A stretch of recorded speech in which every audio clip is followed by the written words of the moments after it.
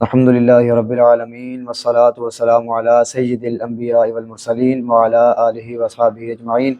اما بعد فاعوذ باللہ من الشیطان الرجیم، بسم اللہ الرحمن الرحیم۔ تمام سننے اور دیکھنے والوں کو حافظ زین عباس کا السلام علیکم ورحمۃ اللہ وبرکاتہ۔ الحمدللہ آج ہمارا آسان اور مختصر دورہ خلاصۃ القرآن کا 8واں روز، جس کے اندر ہم 8ویں پارے کا خلاصہ جاننے کی کوشش کریں گے۔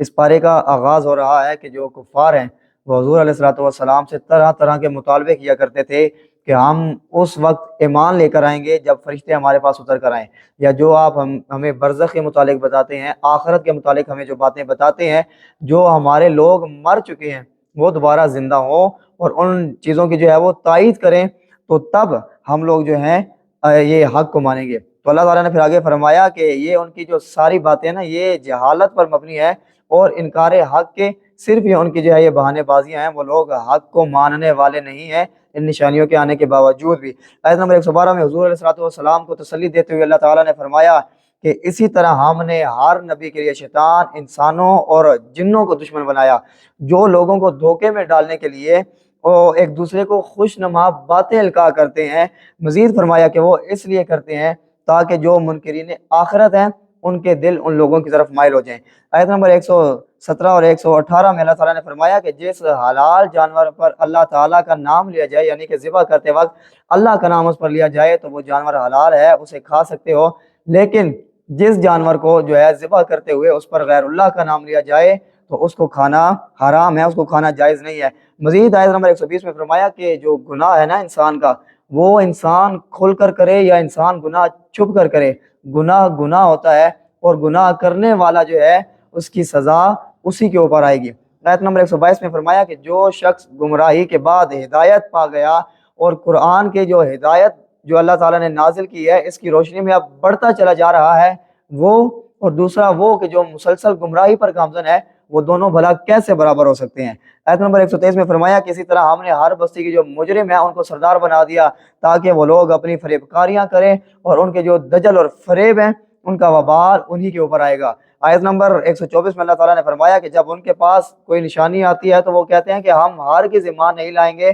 حتیٰ کہ ہمیں وہ چیز مل جائے جو اللہ تعالیٰ کے رسول کو ملی، یعنی کہ ہمیں بھی وہی دیا جائے، اسی کے مثل دیا جائے جو رسول اللہ کو دیا۔ تو اللہ تعالیٰ نے پھر آگے اس کا جواب دیتے ہوئے فرمایا کہ اللہ تعالیٰ بہت ہی خوب بہترین جاننے والا ہے کہ وہ اپنا منصب رسالت کسے تفویض کرے۔ اس کے آگے آیت نمبر 125 میں فرمایا کہ جس کو اللہ تعالیٰ ہدایت دینا چاہتا ہے تو اس کا جو سینہ ہے اللہ تعالیٰ اس کو کھول دیتا ہے، اور جس کے لیے گمراہی مقدر فرماتا ہے، یعنی کہ گمراہی کے اندھیروں کے اندر جس نے ڈوبنا ہوتا ہے اس کے سینے کو گھٹا ہوا اور تنگ کرتا ہے۔ آیت نمبر 129 میں فرمایا کہ ہم اسی طرح بعض ظالموں پر بعض کو مسلط کر دیتے ہیں کیونکہ وہ گناہ کے کام کیا کرتے تھے۔ آیت نمبر 130 اور 131 میں اتمام حجت کے لیے اللہ تعالیٰ نے کہا کہ اے گروہ جن و انس، بھلا یہ تو بتاؤ کہ کیا تمہارے پاس رسول نہیں آئے جو تم پر میری آیات تلاوت کیا کرتے تھے اور قیامت کے دن کی جو ملاقات ہے اسے تم لوگوں کو ڈرایا کرتے تھے؟ تو وہ کہیں گے کہ ہم آج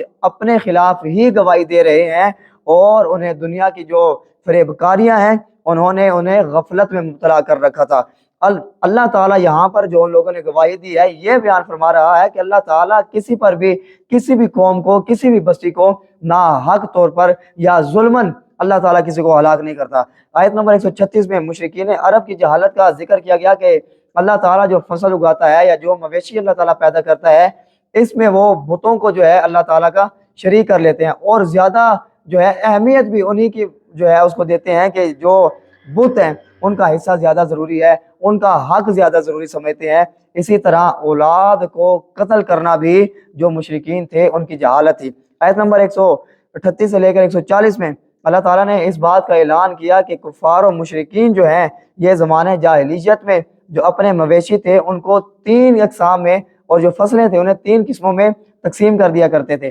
مزید یہ بات فرمائی کہ یہ جو تقسیم ہے نا یہ ان کی از خود ہے، یعنی خود سے گھڑی ہوئی ہے۔ اللہ تعالیٰ نے جو فصلیں اگائی ہیں، جو فصلیں پیدا کی ہیں، مویشی پیدا کیے ہیں، اللہ تعالیٰ نے ان کی کوئی تقسیم نہیں رکھی۔ اس کے بعد آیت نمبر 141 سے 146 میں اللہ تعالیٰ نے اپنی مختلف نعمتوں کا ذکر کیا اور فرمایا کہ جو نعمتیں اللہ تعالیٰ نے تمہیں عطا کی تھی ان کا ذکر فرمایا، اور اللہ تعالیٰ کی ان نعمتوں کو کھاؤ اور اسراف نہ کرو، اور شیطان کے نقش قدم پر نہ چلو، اور جو پھل ہیں، جو کھیت ہیں، اس کی پیداوار میں اللہ تعالیٰ کا جو حق ہے یعنی کہ جو عشر ہے اس کو ادا کرتے رہو۔ اسی میں جو حلال جانور ہیں ان کے متعلق بیان آیا، اور جو محرمات قطعیہ ہیں جو ہم کئی مرتبہ پچھلے پاروں کے خلاصے کے اندر پڑھ آئے ہیں ان کا ذکر ہے۔ مزید یہ فرمایا کہ جو یہودی تھے ان کی سرکشی کی وجہ سے جو ناخن والے جانور تھے وہ گائے اور بکری کی جو چربی ہے یہ ان لوگوں پر حرام کر دی گئی، تو انہوں نے کیا کیا کہ اسے پگھلا کر اسے فروخت کر دیا۔ آیت نمبر 148 میں ہر دور کے منکرین کی جو ہے ایک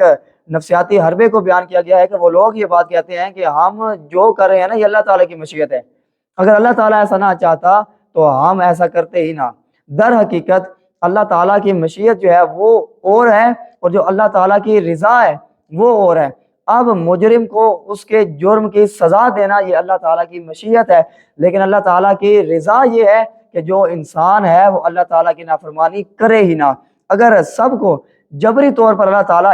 اپنی اطاعت کروا لیتا تو کائنات میں کسی کے پاس اتنی طاقت نہیں تھی کہ وہ اللہ تعالیٰ کے حکم کی جو ہے وہ نافرمانی کرے، اس کو نہ مانے یا اس کو ٹال دے۔ پھر آیت نمبر 151 سے 160 میں جن چیزوں کا ذکر ہوا ان میں سے پہلی یہ ہے کہ اللہ تعالیٰ کے ساتھ یہ 9 چیزیں ذکر کی گئی ہیں۔ پہلی، اللہ تعالیٰ کے ساتھ کسی کو شریک نہ ٹھہراؤ، والدین کے ساتھ حسن سلوک کرو، تنگ دستی کے خوف سے جو اولاد ہے اس کو قتل نہ کرو،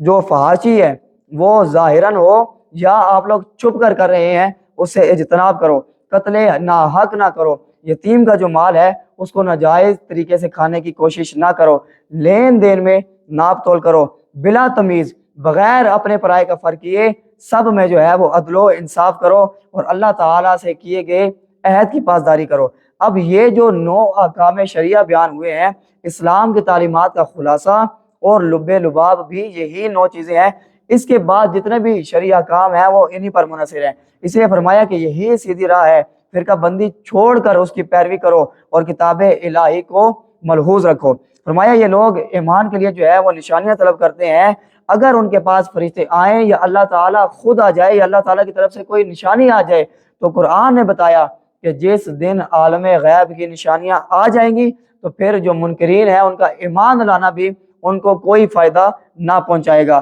اور اے رسول، جنہوں نے دین کو فرقوں میں بانٹ دیا آپ کا ان کے ساتھ کوئی تعلق نہیں ہے۔ اس کے بعد آیت نمبر 162 میں حقیقت ایمان، روحت ایمان، روح ایمان اور جو مسلمان کا مقصد حیات ہے وہ یہاں پر بیان کرتے ہوئے فرمایا گیا کہ اے رسول کہہ دیجئے کہ میری نماز، میری قربانی، میری زندگی، میری موت سب کچھ اللہ رب العالمین کے لیے ہے، اس کا کوئی شریک نہیں، اور مجھے یہی حکم دیا گیا ہے کہ میں سب سے پہلا مسلمان ہوں۔ کفار آپ صلی اللہ تعالیٰ علیہ وآلہ وسلم سے بار بار کہتے تھے کہ آپ ہمارا دین جو ہے وہ قبول کر لیجئے، آپ کو دنیا و آخرت کے اندر کوئی بھی تکلیف نہیں پہنچا سکتا، اس کی ذمہ داری ہم اٹھاتے ہیں۔ تو پھر اللہ تعالیٰ نے اس کا جواب دیتے ہوئے ارشاد فرمایا کہ آپ فرمائیے کہ میں اللہ تعالیٰ کے سوا کسی اور میں جو ہے وہ ربوبیت کو تلاش کروں، حالانکہ وہ ہر چیز کا رب ہے، ہر چیز کو پالنے والا ہے، ہر چیز کا بنانے والا ہے، اور جو شخص جو بھی کرتا ہے اس کا وہی ذمہ دار ہے، یعنی کہ وہ جو اس کی اپنی ذمہ داری ہے وہ کسی اور پر نہیں ہوگی، اس کا جو بوجھ ہے وہ بندہ خود اٹھائے گا، کوئی اور اس کا بوجھ اٹھانے والا نہیں ہے۔ اس کے بعد آیت نمبر 165 میں اللہ تعالیٰ نے فرمایا کہ درجات و مراتب جو ہیں ان میں فرق صرف آزمائش کے لیے ہے، یعنی کہ جس کو اللہ تعالیٰ نے مال دیا ہے، جس کو اللہ تعالیٰ نے دولت دی ہے، اللہ تعالیٰ یہ دیکھنا چاہتا ہے کہ کون مال کے فراوانی کے باوجود اللہ تعالیٰ کی جو ہے وہ پیروی کرتا ہے، اللہ تعالیٰ کے احکامات کو مانتا ہے، اور کون ہے وہ جو نشے کی جو دولت کا نشہ ہے اس میں وہ لوگ اللہ تعالیٰ کے احکام کو بھلا دیتے ہیں۔ یعنی کہ ہر مرتبہ دوبارہ سے وہی بات کہ جو ہم نے پچھلے پارے کے خلاصے میں پڑھی تھی کہ ہر دفعہ مال کا زیادہ ہونا یہ جو ہے نعمت کا جو ہے ہونا یہ اس کا اشارہ نہیں ہے، بلکہ بعض دفعہ یہ اللہ تعالیٰ کی طرف سے انسان کے لیے آزمائش بھی ہو سکتی ہے۔ اس کے بعد سورۃ الاعراف ہمارے پاس آ جاتی ہے جو کہ مکی صورت ہے، ترتیب مصحف کے اعتبار سے یہ 7ویں جبکہ نزول کے اعتبار سے یہ 39ویں صورت ہے۔ اس صورت میں سورۃ الانعام کے بعض مسائل جو ہیں ان کا اجمال کی تفصیل ہے، یعنی کہ ذکر کیا گیا ہے تفصیل کے ساتھ، مختلف انبیاء اکرام کی جو دعوت ہے ان کے جو واقعات ہیں ان کو اس کے اندر بیان کیا گیا ہے، حضرت آدم علیہ السلام کی پیدائش، جنت میں جانے، شیطان کو ان کو وسوسہ دینے کا یہاں پر ذکر کیا گیا ہے، اور اس کے بعد کئی رکوعات کے اندر حضرت موسیٰ علیہ السلام کو جو فرعون نے اور بنی اسرائیل نے جو انہیں اظہار ثانیہ دی تھی، جو تکلیفیں دی تھی، ان کا بھی یہاں پر ذکر کیا گیا ہے۔ اب اس صورت کی ابتدا میں حضور علیہ السلام کو تسلی دی گئی کہ آپ کفار کے جو غلط رویے آپ کے ساتھ ہیں اس پر تنگ دل نہ ہو، بلکہ آپ کا فرض جو ہے وہ آپ ادا کرتے رہیں اور اس مقدس کتاب کی جو تبلیغ ہے اس میں سرگرم رہیں۔ اس کے بعد آیت نمبر 4 میں اللہ تعالیٰ نے بتایا کہ بعض بستیوں پر دوپہر کے وقت جو ہے عذاب آیا تو ان کے جو رہنے والے تھے انہوں نے جب انہوں نے دیکھا کہ اب اللہ تعالیٰ کا عذاب آ گیا ہے تو انہوں نے پھر اس چیز کا اقرار کر لیا کہ ہاں ہم ہی ظالم تھے۔ آیت نمبر 8 میں جو اللہ تعالیٰ نے بتایا کہ قیامت کے دن اعمال کا وزن کیا جانا ہے، یہ حق ہے، اور فلاح وہی شخص پائے گا جس کا نیکیوں والا پلڑا بھاری ہوگا، اور گھاٹے میں وہ شخص ہے کہ جس کا گناہوں والا پلڑا بھاری ہوگا۔ اس کے بعد آیت نمبر 10 میں زمین میں آسمانوں کے انسانوں کے آباد کرنے اور جو ذریعے معاش ہے وہ مہیا کرنے اور اللہ تعالیٰ نے اور نعمتوں کا ذکر فرمایا، اور ساتھ یہ بھی بات کہی کہ اللہ تعالیٰ کی جو نعمتیں ہیں ان پر بہت کم لوگ ایسے ہیں جو شکر ادا کرتے ہیں۔ پھر آیت نمبر 11 سے لے کر 27 میں حضرت آدم علیہ السلام اور ابلیس کا واقعہ بیان ہوا کہ جب ابلیس نے اللہ تعالیٰ نے جب حکم دیا تھا کہ حضرت آدم علیہ السلام کو سجدہ کرو تو ابلیس نے جو ہے وہ سجدہ کرنے سے انکار کر دیا۔ تو اللہ تعالیٰ نے جب وجہ پوچھی کہ کیوں سجدہ نہ کیا تو اس نے کہا کہ میں آگ سے بنا ہوں اور یہ مٹی سے بنا ہے تو میں اس سے زیادہ افضل ہوں۔ تو اس کے اس تکبر کی وجہ سے اللہ تعالیٰ نے اس کو جو ہے نیک لوگوں کے حساب سے نکال دیا، اور اللہ تعالیٰ نے پھر اس نے مہلت مانگی کہ قیامت تک مجھے مہلت دے، جو لوگ تیرے سیدھے راستے میں آئیں گے میں بیٹھوں گا، آگے سے پیچھے سے اوپر سے نیچے سے ہر جانب سے میں ان پر حملہ آور ہوں گا، ان کو جو ہے میں دین کی راہ سے روکنے کی کوشش کروں گا۔ پھر وہی قصہ بتایا گیا کہ جب اللہ تعالیٰ نے حضرت آدم علیہ السلام کو پیدا فرمایا اور جب حضرت حوا علیہ السلام کو ان کی پسلی سے پیدا کیا اور دونوں کو جنت میں داخل کر دیا اور پابندی لگائی ایک مخصوص درخت کے پاس جانے سے، تو شیطان جو ہے وہ قسمیں کھانے لگا جنت میں جا کر کہ میں آپ کا جو ہے بڑا خیر خواہ چاہنے والا ہوں، میں آپ کی خیر خواہی کرنا چاہتا ہوں۔ اللہ تعالیٰ نے آپ کو اس درخت کے پاس جانے سے صرف اسی لیے منع کیا ہے کہ اگر آپ اس کے پاس جاتے ہیں، اس کو چکھ لیتے ہیں تو آپ فرشتہ بن جائیں گے۔ تو جب حضرت آدم علیہ السلام اس کے وسوسے میں آ گئے اور وہ وہاں پر گئے تو آگے پھر جو مقصد ہے وہ بیان کیا گیا کہ شیطان کا مقصد یہ تھا کہ جو ان کا ستر ہے وہ بے حجاب ہو جائے، یہ اس کا مقصد تھا کہ ان کے ستر کو بے حجاب کرنا۔ اس کے بعد اللہ تعالیٰ نے جو حضرت آدم علیہ السلام کی اپنی اجتہادی خطا ہے اس کا ذکر فرمایا کہ جب انہیں اس کا احساس ہوا تو پھر اس کی اگلی آیت میں وہی کلمات اللہ تعالیٰ نے انہیں سکھائے جس کے ذریعے سے حضرت آدم علیہ السلام کی دعا قبول کی گئی، اور پھر اللہ تعالیٰ نے انہیں کہا کہ اب زمینوں میں چلے جاؤ، ایک جو مقررہ وقت ہے وہاں تم لوگ رہو گے، اور اللہ تعالیٰ نے پھر فرمایا کہ جو میں نے لباس اتارا ہے انسانوں پر اس کا مقصد صرف یہی ہے تاکہ ستر پوشی ہو، حضرت آدم علیہ السلام کی ستر پوشی ہو اور یہ سامان زینت ہو، اور سب سے جو بہترین لباس ہے وہ تقوی کو کہا گیا ہے۔ پھر بنی آدم کو متنبہ کیا گیا کہ شیطان کے جو وسوسے ہیں ان سے محفوظ رہنا، کہ اسے یہ ملکہ دیا گیا ہے کہ وہ تم پر ہر جہت سے تمہیں دیکھ سکتا ہے، تم پر حملہ کر سکتا ہے۔ آیت نمبر 28 میں اللہ تعالیٰ نے فرمایا کہ جب کفار کو عقائد باطلہ اور اعمال کا نتیجے سے روکا جاتا ہے تو وہ لوگ کہنے لگتے ہیں کہ ہم نے اپنے باپ دادا کو اسی پر پایا تھا، یہ ان کی ہٹ درمی ہے۔ تو اس کو بیان کرتے ہوئے اللہ تعالیٰ نے فرمایا کہ اللہ تعالیٰ بے حیائی کے جو کام ہیں ان کا حکم نہیں فرماتا، کیونکہ وہ کہتے ہیں کہ ہمارے باپ دادا جو کرتے رہے ہیں یہ اللہ تعالیٰ نے حکم فرمایا۔ تو اللہ تعالیٰ نے پھر آگے اس کا رد فرمایا اور آگے پھر فرمایا کہ اللہ تعالیٰ تو صرف اور صرف عدل و انصاف کا حکم دیتا ہے۔ اس کے بعد آیت نمبر 31 اور 32 میں اللہ تعالیٰ نے فرمایا کہ اے بنی آدم، ہر عبادت کے وقت لباس زینت کو اختیار کرو اور اسراف سے یعنی کہ فضول خرچی سے بچتے رہو، اور اللہ تعالیٰ کی جو نعمتیں ہیں ان سے استفادہ کیا کرو۔ پاکیزہ چیزیں جو ہیں وہ کھاؤ، وہ چاہے لباس کی صورت میں ہو یا خوراک کی صورت میں ہو، انہیں کھاؤ، ان سے لطف اندوز ہو، اور اللہ تعالیٰ جو ہے وہ کسی کو بھی جو ہے بے حیائی کا حکم نہیں دیتا، اور جو بے حیائی ہے گناہ ہے، عدل جو ہے حق سے عدول کو اللہ تعالیٰ نے حرام قرار دیا ہے۔ اس کے بعد آیت نمبر 35 میں جو اللہ تعالیٰ کے رسول ہیں ان کی اطاعت کرنے والوں کو تقویٰ اور عمل صالح کرنے والوں کو جو ہے جنت کی بشارت دی گئی ہے، اور جو کفر کرنے والے ہیں وہاں پر انہیں جو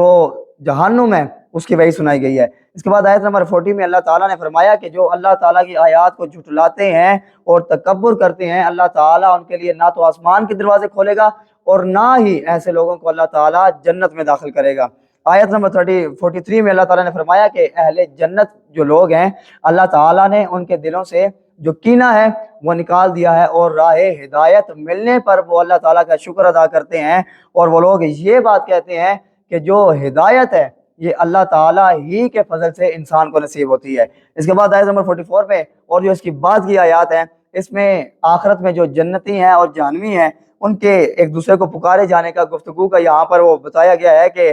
جنتی جو لوگ ہیں وہ جہنمیوں سے یہ کہیں گے کہ ہم نے تو اپنے رب کے جو وعدہ ہے اس کو سچا پایا ہے، تم بتاؤ تمہارے ساتھ کیا معاملہ ہوا۔ تو ایک پکارنے والا یہ بات کہے گا کہ کافروں پر اللہ تعالیٰ کی لعنت ہو۔ مزید فرمایا کہ جنتیوں اور جہنمیوں کے درمیان حجاب ہوگا، اور اہل جو عراف ہیں، یعنی کہ سورت کا بھی جو نام ہے، یہ اہل عراف لوگ جو ہیں یہ دونوں کو نشانیوں کے ساتھ پہچانیں گے اور جنتیوں کو سلام کریں گے، اور جو دوزخی ہیں ان سے کہیں گے کہ تمہاری جماعت اور جو تمہارا تکبر ہے آج تمہارے کسی کام نہیں آیا۔ جہنمی جنتیوں سے یہ استدعا کریں گے، یہ درخواست کریں گے کہ ہم پر تھوڑا سا پانی انڈیل دو، اور جو نعمتیں تمہیں عطا ہوئی ہیں ان میں سے تھوڑا ہمیں بھی کھانے کے لیے دے دو۔ تو اللہ تعالیٰ نے فرمایا کہ یہ جو چیزیں ہیں یہ چیزیں کافروں پر حرام اب کر دی گئی ہیں۔ جن لوگوں نے دین کو کھیل تماشا سمجھ رکھا تھا، اللہ تعالیٰ سے فرمائے گا کہ جس دن تم نے قیامت کے دن کو فرموش کر رکھا تھا، آج تم بھی، یعنی کہ تم لوگ تھے نا جب اللہ تعالیٰ کے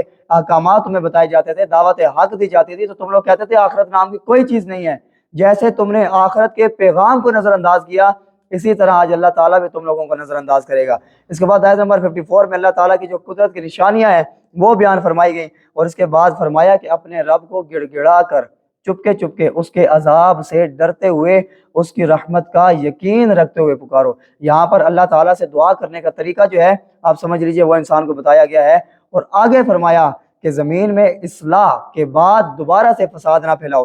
آیت نمبر 57 میں اللہ تعالیٰ نے باران رحمت کے نظام کو بیان فرمایا کہ جو ہوائیں ہیں یہ جو ہیں وہ بادل جو پانی سے بھرے ہوتے ہیں انہیں لے کر چلتی ہے، اور جو بنجر زمین ہے اس کے اوپر برستا ہے وہ پانی، تو وہ بنجر زمین بھی سرسبز و شاداب ہو جاتی ہے، اور جو اچھی زمینیں ہوتی ہیں وہی سرسبز و شاداب ہوتی ہیں، اور جو بری زمینیں ہوتی ہیں ان پر اس کا کوئی فائدہ نہیں ہوتا، یعنی کہ وہ کوئی باغ بہار نہیں لے کر آتی۔ اس سے مراد یہاں پر انسانوں کا دل و دماغ بھی ہے، یعنی کہ جس کا دل دماغ صاف ہوتا ہے، پاک ہوتا ہے، اسی کے دل اور دماغ کے اندر ایمانی نور جو ہے وہ آتا ہے۔ اور جو شخص اپنے ذہن میں غلاظت رکھتا ہے، اپنے دل میں بغض، کینہ، حسد، تکبر اور وہ چیزیں رکھتا ہے جن سے اللہ تعالیٰ نے منع فرمایا، تو ایسے خبیث دل و دماغ کے متعلق فرمایا گیا کہ ان میں خیر کے پھل اور پھول پیدا نہیں ہوتے، یعنی کہ انہیں کوئی خیر کی بات سمجھ نہیں آتی۔ اس کے بعد آیت نمبر 59 میں حضرت نوح علیہ السلام اور جو ان کی قوم تھی ان کے حالات کو بیان کیا گیا ہے کہ ان کی قوم کے جو سردار تھے انہوں نے کہا معاذ اللہ کہ آپ کھلی گمراہی پر ہیں۔ یہ حضرت نوح علیہ السلام کو ان کی قوم کے سرداروں نے کہا، تو حضرت نوح علیہ السلام نے فرمایا کہ میں تو اللہ کا رسول ہوں اور میرا کام تمہاری خیر خواہی چاہنا ہے اور تمہیں دعوت حق کو پہنچانا ہے۔ اس کے بعد قوم نوح کی جو تکذیب ہے، جو ان لوگوں نے انکار کیا، رد کیا، جھٹلایا، اس کا یہاں پر ذکر ہے، اور جو طوفان آیا اس کا ذکر ہے، اور جو کشتی نوح کے اندر جو لوگ سوار تھے ان کے بچنے کا یہاں پر ذکر فرمایا گیا ہے۔ اس کے علاوہ جتنے بھی لوگ تھے ان لوگوں کے غرق ہونے کی یہاں پر بات بتائی گئی ہے۔ آیت نمبر 65 میں حضرت ہود علیہ السلام اور جو ان کی قوم عاد ہے اس کا یہاں پر ذکر کیا گیا کہ ان لوگوں نے بھی نبی کا، جو اللہ تعالیٰ کے نبی ہیں، ان پر طعن کیا، زبان درازی کی، تو انہوں نے بھی وہی جواب دیا جو حضرت نوح علیہ السلام نے اپنی قوم کو دیا تھا۔ لیکن ان لوگوں نے جو حق ہے، جو اللہ تعالیٰ کی نعمتیں ہیں، حضرت ہود علیہ السلام نے کہا کہ اس پہ اللہ تعالیٰ کا شکر ادا کرو، تو ان لوگوں نے کیا کیا کہ اس چیز کا انکار کر دیا، تو اللہ تعالیٰ نے پھر ان پر عذاب نازل کیا، اور اللہ تعالیٰ نے حضرت ہود علیہ السلام کو اور جو ان کے ساتھی تھے ان کو یہاں پر پھر نجات دیے جانے کا اللہ تعالیٰ نے یہاں پر جو واقعہ ہے وہ بیان کیا ہے، اور ساتھ یہ بات بھی فرمائی کہ جو اللہ تعالیٰ کی نشانیوں کو جھٹلانے والے ہیں اللہ تعالیٰ نے ان سب کو نیست و نابود کر دیا ہے۔ آیت نمبر 73 میں حضرت صالح علیہ السلام اور ان کی قوم سمود کا ذکر ہے، یعنی کہ ان کے مطالبے پر جو ہے چٹان سے ایک حاملہ اونٹنی کو پیدا کر دیا گیا، اور یہ کہا گیا کہ اس کو زمین میں چلنے پھرنے دو، کھانے دو، یہ اللہ تعالیٰ کی نشانیوں میں سے ایک نشانی ہے۔ تو یہ تھا کہ جو حضرت صالح علیہ السلام کی قوم تھی نا وہ بڑی جسامت والے لوگ تھے۔ اب ان کا یہ طریقہ کار ہوتا تھا کہ جو نرم زمین ہوتی تھی اس پر وہ لوگ محل بنا لیتے تھے، اور پہاڑوں کو تراش کر اس کے اندر وہ لوگ اپنا گھر بنا لیتے تھے، یعنی انہیں اپنی طاقت پر بڑا ناز تھا، تو ان لوگوں نے جو ہے اس کی کونچیں کاٹ دی، جو اللہ تعالیٰ نے نشانی کے طور پر، معجزے کے طور پر انہیں اونٹنی دی تھی، اس کی جب کونچیں کاٹ دی تو اللہ تعالیٰ نے ان کی اس سرکشی کی سزا ان لوگوں کو یہ دی کہ اس طرح جب وہ رات کو سو رہے تھے تو ان پر زلزلہ آیا، اور صبح وہ اپنے مکانوں میں اوندے منہ پڑے ملے، یعنی کہ الٹے پڑے ہوئے ملے۔ آیت نمبر 80 میں اللہ تعالیٰ نے حضرت لوط علیہ السلام اور یہاں پر پھر ان کی قوم کا ذکر کیا ہے کہ وہ اپنی جو بے حیائی کے کام تھے، اپنے اس جو دور تھا جتنی بھی قومیں تھیں ان سب پر بے حیائی کی وجہ سے سبقت لے گئے، یعنی کہ وہ اپنی جنسی تسکین حاصل کرنے کے لیے غیر فطری طریقوں کو اختیار کیا کرتے تھے۔ اللہ تعالیٰ نے پھر ان پر عذاب نازل کیا، آسمان سے پتھر برسائے تو ان کا جو نام و نشان ہے وہ بھی مٹا دیا گیا، یعنی کہ وہ بھی باقی نہ رہا۔ صرف حضرت لوط علیہ السلام اور ان کی جو کچھ سات قبیلے کے لوگ تھے جو مطلب کہ حق کے پہچاننے والے تھے، ان کے یہاں پر نجات کا ذکر ہے، جبکہ حضرت لوط علیہ السلام کی بیوی کہ جو دوسروں کے عقائد تھے، باطل عقائد تھے، ان کی طرف جو ہے وہ جھکاؤ رکھتی تھی، اس کے بھی یہاں پر غرق ہونے کا ذکر ہے۔ اس کے بعد آیت نمبر 85 میں حضرت شعیب علیہ السلام اور ان کی قوم اہل مدین کا ذکر فرمایا گیا ہے۔ قرآن نے بیان کیا کہ ان کی ناپاک خصلتیں یہاں پر بیان کی جا رہی ہیں کہ وہ یہ تھیں کہ وہ ناپ تول میں ڈنڈی مارتے تھے۔ یہ اہل مدین یعنی کہ جو سرکش لوگ تھے ان کی چیزیں بیان کی جا رہی ہیں، تو مسلمانوں کو ذرا غور کرنا چاہیے کہ ان لوگوں کا جو ہے یہ طریقہ کار تھا، ناپ تول کے اندر ڈنڈی مارا کرتے تھے اور دوسروں کو جو چیزیں ہیں وہ کم تول کر دیا کرتے تھے، اور راستے میں بیٹھ کر اہل ایمان کو ڈراتے تھے، انہیں راہ سے روکتے تھے۔ تو اللہ تعالیٰ نے پھر انہیں یہ حکم دیا کہ فساد فی الارض ہے، زمین میں جو فساد پھیلانا ہے اس سے باز آ جاؤ اور اپنے سے جو پہلی سرکش امتیں ہیں ان کے انجام کو دیکھ لو، یعنی کہ اللہ تعالیٰ انہیں سمجھانا چاہ رہا ہے۔ یہ تھا 8ویں پارے کا خلاصہ جو آج ہم نے سیکھنے کی کوشش کی۔ دعا ہے اللہ تعالیٰ ہم سب کو سیکھ کر سمجھ کر اس پر عمل پیرا ہونے کی توفیق عطا فرمائے۔ ہم گواہی دیتے ہیں کہ ہمارے رب نے جو کہا سچ کہا، حق کہا، وما توفیقی الا باللہ۔